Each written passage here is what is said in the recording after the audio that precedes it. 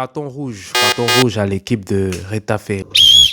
Nous donnons ici un carton jaune au coach du Real, Xabi Alonso. Les amis, nous venons d'assister au match Real Madrid-Retafe qui s'est soldé par le résultat de 2-0. Pourquoi j'annonce 2-0? Vous voyez cette action? Une action de la sorte étant à 9, pour bon nombre d'équipes, ça aurait été un but concédé. Ça n'a pas été le cas pour Thibaut. Aujourd'hui, c'était un match hyper compliqué, hyper difficile. Les joueurs sont de retour de trêve, le Real toujours dans ses mêmes travers. Xabi Alonso qui continue de se chercher. La preuve en est qu'aujourd'hui, il a débuté le match avec une formation tout à fait nouvelle. L'équipe continue de se chercher. Nous donnons ici un carton jaune au coach du Real, Xabi Alonso. Il faut qu'il se gère. Nous sommes en train d'aller en milieu de saison. Il faudrait qu'il trouve une formation fixe. Il faut que sa patte se fasse réellement sentir sur cette équipe du Real. Carton rouge à l'équipe de Retafe. L'équipe de Retafe qui est cette équipe-là qui n'aime pas jouer le ballon. C'est cette équipe qui aime aller à la friction, jouer le corps à corps, le duel, la malice. Cela ne devrait pas se retrouver sur un terrain de football. Plutôt sur un ring de boxe, mais pas sur un terrain de football. C'est un peu trop excessif de la part de l'équipe de Retafe. La preuve en est que cette équipe s'est mangé 2 cartons rouges aujourd'hui en plein match. Donc elle a dû terminer le match à 9, ce qui a permis enfin à ce que le Real puisse marquer un but parce que suite au premier carton rouge, les secondes qui ont suivi passent d'Arda Güler pour Kylian Mbappé qui inscrit le but de la victoire pour le Real Madrid. Belle entrée en jeu de la part du Brésilien Vinicius Junior qui a permis de décanter la situation à travers quoi?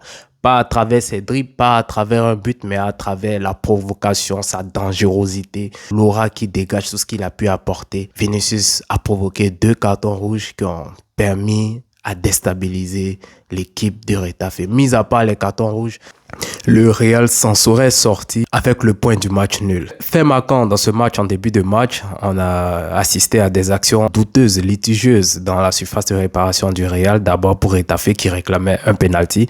Mais lorsque nous regardons de plus près, nous voyons que Aurélien Tchouaméni a été plus smart, plus intelligent et il a mis son pied juste avant le pied de l'attaquant. Du coup, l'attaquant qui bute le pied de Tchouaméni s'écroule dans la surface, mais il ne peut pas y avoir de pénalty. Non, parce que c'est le pied de Tchouaméni qui a été pris en avant. Même s'il a joué de malice, mais il n'y a pas de pénalty. Dans l'autre sens, il y a Kylian Mbappé également qui a été bousculé dans la surface de réparation, mais c'est jugé assez modéré et assez mou. Non, c'est pas suffisant pour siffler pénalty sur cette faute-là. Du coup, dans ce match, il n'y a pas eu du tout de pénalty. Par contre, les deux faits hyper importants et marquants ont été les 2 cartons rouges de Retafe, provoqués par le même Vinicius. D'abord, Nyom qui remplace Kiko Femenia qui venait à quelques minutes de prendre un carton jaune. Donc, pour le mettre à l'abri, le coach décide de le faire sortir pour ne pas qu'il prenne un second jaune. Déjà tout gonflé, on sent déjà l'intention qu'il a en franchissant les pas du terrain. À peine 1 seconde de jeu, fait une faute. À vous de juger sur les images. Fait une faute de cette manière sur Vinicius. Carton rouge. Nyom a joué qu'une seule seconde dans ce match. Il s'est mangé un carton rouge directement dans les vestiaires.